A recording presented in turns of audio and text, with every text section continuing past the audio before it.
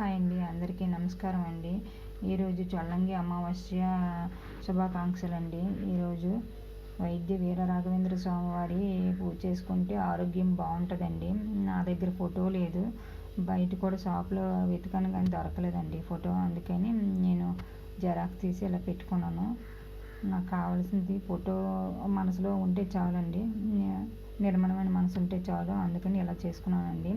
ఇదిగోండి, ఈ చెంబు ఉంది కదా, ఈ చెంబులో నీళ్ళు ఇలా పెట్టి మనం ఎంతమంది ఉంటే ఫ్యామిలీలో అంతమందికి ఇలా బెల్లపు ముక్కలు పెట్టి చుట్టూ 3 ప్రదక్షిణాలు చేసి ఇందులో వేయాలండి.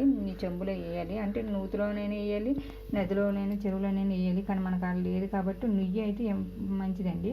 నుయ్యి లేదు కాబట్టి మనం ఇంట్లోనే ఒక చెంబులో ఇలా నీళ్ళు పెట్టుకొని అలా చేసుకొని 3 ప్రదక్షిణాలు చేసి అవి వేసిన తర్వాత ఆ తీర్థం మనం ప్రసాదంలో తీసుకోవాలి. ఈ పిండి దీపం కూడా అంతేనండి.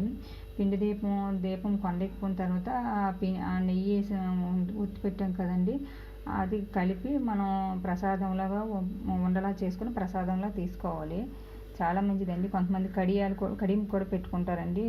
మనం వెంకటేశ్వర స్వామి కడియం పెట్టుకుంటాం కదా, అలా కడియం పెట్టుకొని ఆ గుడికి వెళ్ళిన తర్వాత ఆ కడియం భగవంతుడికి అయితే సమర్పిస్తారు మొక్కుంటే.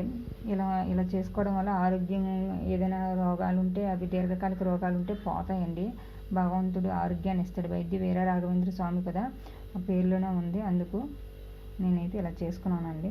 చొల్లంగి అమావాస్య పూజ ఇలా చేసుకున్నాను.